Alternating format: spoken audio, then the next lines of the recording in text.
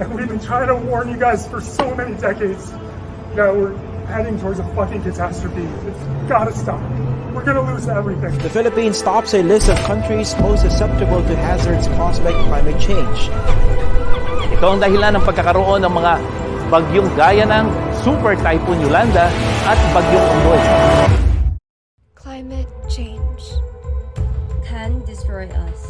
And this needs to stop. This is an urgent situation that compels immediate action. It's time for us to wake up because our Earth is dying.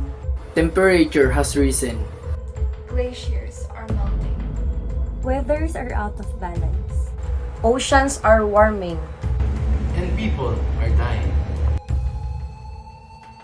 Earth is no longer a safe place. Danger zones are everywhere.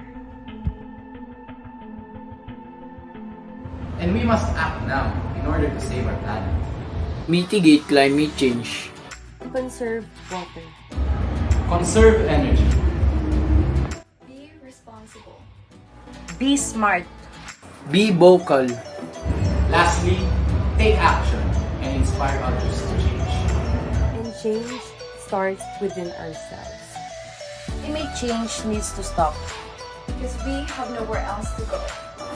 Earth is our One and only home.